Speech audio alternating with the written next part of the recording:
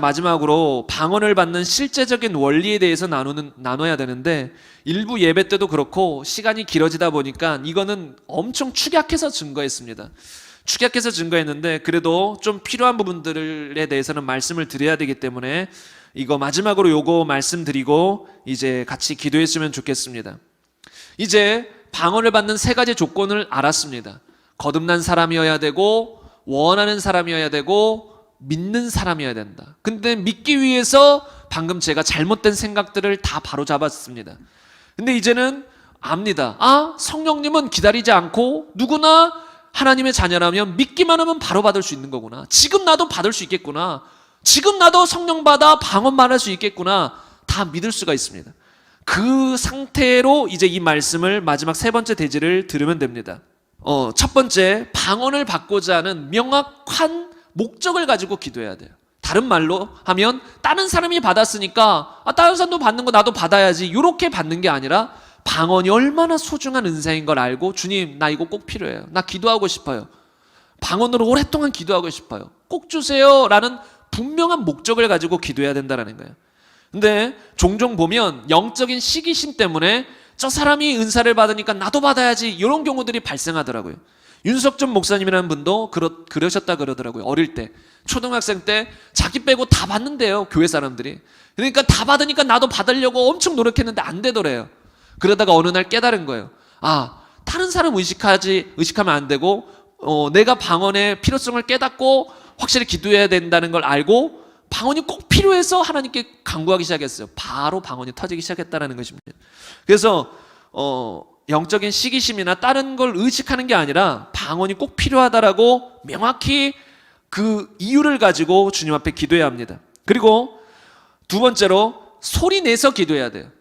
그래서 묵상 기도하는 사람들은 아마 방언 받을 염려는 안 해도 될 거예요. 거의 묵상 기도하는 사람들이 방언 받았다는 얘기는 못 들어봤어. 보통 방언 받는 경우는 입술을 열어서 소리 내어 기도할 때, 물론 크게 소리 내어 기도하면 좋지만 꼭 그러지 않더라도 어느 정도 소리 내어 기도할 때 보통 방언이 터지게 된다는 거예요. 왜냐하면 사도행전 2장부터 쫙 보면 방언은 성령이 말하게 하심을 따라 각 사람이 말하기를 시작했어요. 그러니까 이 구강, 언어, 이 입술과 혀, 우리의 언어 기관을 가지고 성령님이 방언을 말하게 도와주시는 거지, 말하는 주체는 나예요. 각 사람이 말하기를 시작했다라고 한 거예요. 성령이 말하게 하심을 따라 도와준 거예요. 이렇게 말해야 된다, 저렇게 말해야 된다, 혀를 꼬아주고 좀 뭔가 다른 언어를 말하도록 뭔가 사인을 주고 해서 도와줬어요. 근데 그 사인을 따라 내가 입술을 열어서 발성기관에 소리를 내면서 말하는 건 나라는 거예요. 내가 말을 해야 되는데 입을 꾹 다물고 있으면 방언 말하는 것이 어렵다라는 것입니다. 그래서 방언, 성령의 은사라는 책에서 김동수 교수님은 이렇게 썼습니다. 묵상기도, 침묵기도, 합장기도 이런 스타일의 기도만 하면 방언을 체험하기 어렵다.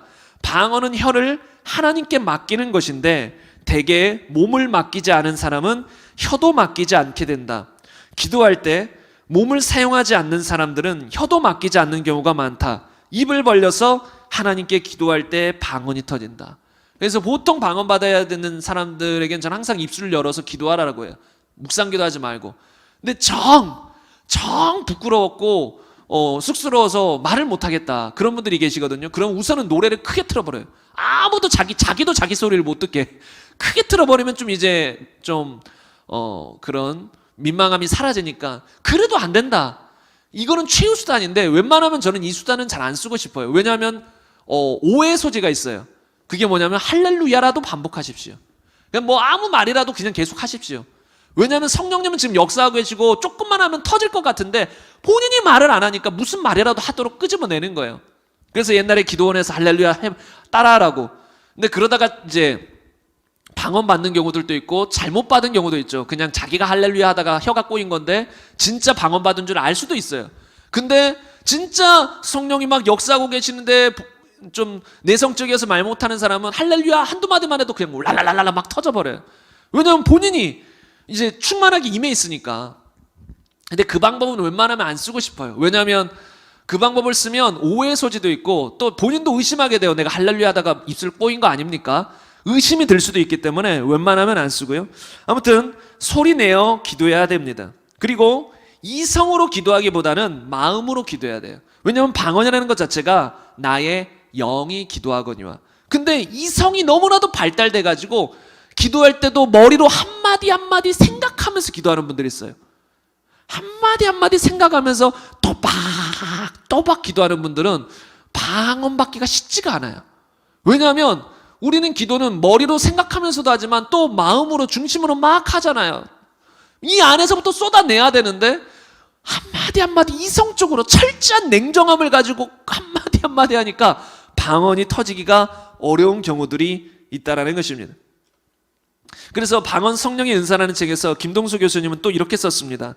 또박또박 이성으로 기도하기보다 하나님을 찬양하면서 입술을 하나님께 맡길 때 어느 순간 자신의 입술이 성령에 의해서 움직이게 된다, 이렇게 표현했습니다. 그래서 명확한 이유를 가지고 기도하되 소리내어 기도하며 이성으로 기도하기보다 마음으로 기도해라. 그리고 그 다음이 또 중요합니다. 사인이 와요. 처음 방언 받을 때 보통 많은 분들이 사인을 받아요. 그게 뭐냐면 혀가 꼬이거나 혀가 떨리거나 혀가 뻣뻣해지거나 한국말이 잘 안 나오거나, 그리고 또 무슨 한국말이 아닌 뭔가 다른 언어를 막 말하고 싶은 충동감이 생기거나 뭐 여러 가지 경우들이 있을 수 있습니다. 저는 혀가 보통 떨리고 혀가 딱딱하기도 하고, 어떤 제 친구는 뭐 턱이 떨린대요. 턱에 떨리는 사람도 있고 사람마다 다 달라요. 그러나 분명히 발성 기간에 어떤 변화가 생겨요. 근데 좀 떨리고 꼬이고 끝나요. 거기서 멈춰요. 다른 말로 꼬이고 떨릴 때 성령님께 맡기고 믿음으로 방언으로 말해버려야 되는데 거기서 다시 이성으로 돌아와서 한국말로 기도해야지 하고 또 한국말로 또박 하면 방언이 다 터지려고 하다가도 안 터져요, 잘. 그래서 혀가 조금이라도 꼬이거나 떨리거나 그런 증상이 있으면 이거 지금 성령님 나에게 사인 주는 거구나. 어색해도 맡겨본 적이 없으니까, 항상 이성으로만 말하다가 성령님께 맡겨본 적이 없으니까 어색해도 맡겨버리는 거예요. 그러면 처음에는 뭔가 나나나나나 해도 그걸 맡겨버리면 막 유창하게 나올 수도 있고 아니면 랄랄랄라 따따따따 나올 수도 있고 막 나오기 시작한다는 거예요. 성령을 받기 위한 7가지 필수 단계라는 책에서 핵임 목사님이 이렇게 썼습니다. 많은 사람들이 초자연적인 말들이 그들의 속사람 안에서 형성되는 소리를 듣습니다.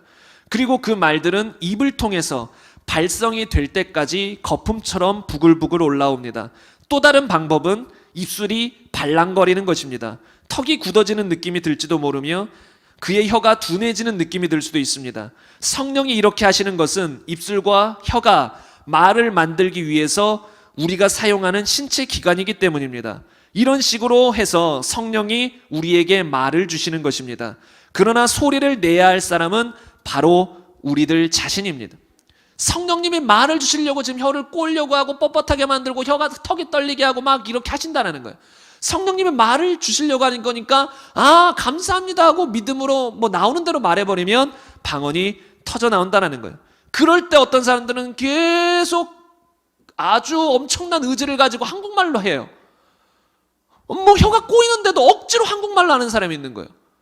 옛날에 제가 어느 교회에서 중고등부를 담당했을 때 거기 가서 임원들이랑 이제 방언 받기를 위해서 같이 나누고 기도했는데 아마 제 기억으로는 가장 먼저 터졌던 어떤 학생이 있어요. 그런데 나중에 그 학생에게 물어봤더니 저를 만나기, 제가 그 교회에 부임하기 전부터 한 2주 전부터인가 막 앞에서 대표 기도를 하러 나오고 하면 혀가 꼬이더래요.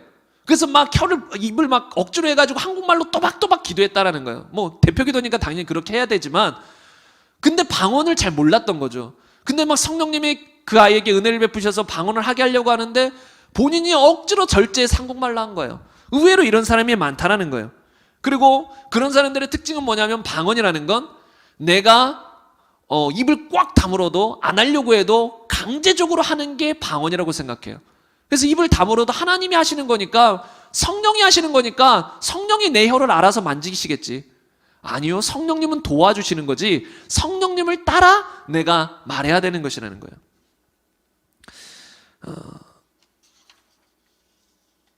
그래서 성경에 보면 성령의 말하게 하심을 따라 각 사람이 방언으로 말하기를 시작한 것입니다. 우리가 해야 한다는 거예요. 우리가 할 때 방언이 터져 나온다는 것입니다. 방언을 해야 하는 70가지 이유라는 책에서 비레몬 박사님은 이렇게 썼습니다. 영의 언어는 우리 영의 가장 깊은 곳으로부터 흘러나온다. 주시는 분은 하나님이시지만 말하는 사람은 우리이다. 어떤 사람들은 성령님께서 말씀하신다고 믿기 때문에 스스로 방언을 말하지 않는다. 그들은 성령님께서 주권적으로 그들의 혀를 조종해서 강제로 말을 할 때까지 말을 하도록 만들 때까지 기다린다. 이런 사람이 있고요. 또 방언 오순절 다락방을 경험을 넘어라는 책에는 이런 말이 있습니다. 방언은 성령님이 당신을 통해서 말하시는 것이 아닙니다. 내가 말하는 거예요. 성령님이 우리를 통해서 말하는 게 아니라 성령님이 우리에게 언어를 주셔서 우리가 말하게 되는 것이라는 겁니다.